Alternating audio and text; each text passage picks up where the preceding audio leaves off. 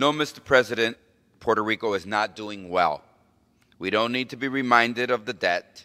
We should remind ourselves of our responsibility to the 3.4 million people of the island nation of Puerto Rico. They are suffering greatly. Mr. Speaker, the people of Puerto Rico need our immediate and sustained help. We all know that flooding, destruction, and complete elimination of the power grid for the whole island are among the consequences of Hurricane Maria. But this is no ordinary hurricane, and it hit at no ordinary time. Mr. Speaker, we need all hands on deck to make sure rescuing Puerto Rico becomes our #1 priority. Immediate needs must be met: fresh water, food, medicine, shelter, and fuel. But we need sustained investment and cooperation with the island's government and its people to make Puerto Rico livable again. Like a lot of Americans, I have watched with increasing horror and panic as the governor of Puerto Rico, the mayor of San Juan, and ordinary Puerto Ricans have pleaded for more help. The work of first responders and our military has been heroic, but the island needs more. 1/3 of the doctors, over 5,000, have left the island of Puerto Rico in the last 10 years. Hospitals have no doctors in some cases, nurses, and fuel and medicine is running out at the hospitals that remain open. This is a public health crisis and should be declared a health emergency by the federal government. Puerto Rico has been in economic crisis for years. 5,000 people flee Puerto Rico every month before 2 hurricanes hit, leaving behind many old, many young, the very poor, the very sick, and the very vulnerable.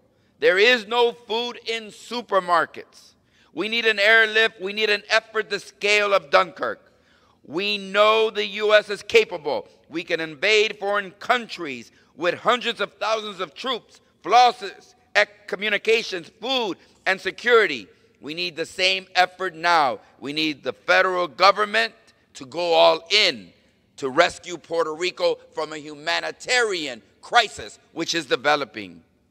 Welcome other nations if they want to help, Mr. President, like Cuba that has offered doctors and other emergency assistance. But what I fear is that the federal government is not stepping up as fully and as quickly as we must.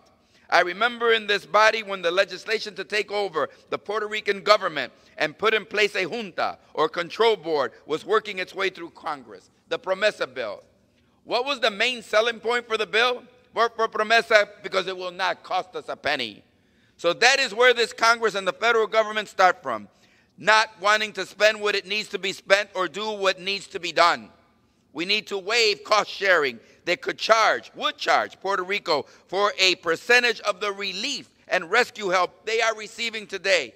Puerto Rico is broke and they cannot borrow because the government, our federal government has said it cannot, this Congress has said it cannot. So they can set their own budgets and spending priorities, which have all been taken away from them. So the U.S. government should start by waiving those cost-sharing requirements and suspend the Jones Act permanently, or for a substantial period, at least a decade, to help in the recovery. Since it was imposed on Puerto Rico, the Jones Act has cost the Puerto Rican consumers more than all the money owed to Wall Street and the debt.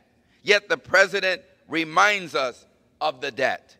Let the ships flow as quickly and as cheaply from wherever they may come from, because this is an emergency. Let's be clear, with or without hurricanes, the electrical grid, the roads, ports, public safety, and public health system are close to collapsing.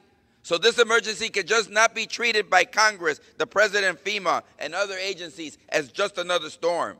Mr. Speaker, I've asked the Speaker of the House and the Democratic leader to form a delegation and send members to Puerto Rico so they can see for themselves how dire things are. I'm leaving on Friday to go there, and I'm hoping other members will join me.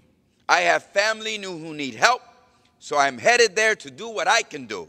But most importantly, I am committed to shining a spotlight on the people of Puerto Rico so that they are neither out of sight nor out of our minds. We need to make them the priority in this moment of great need, in this moment of national disaster.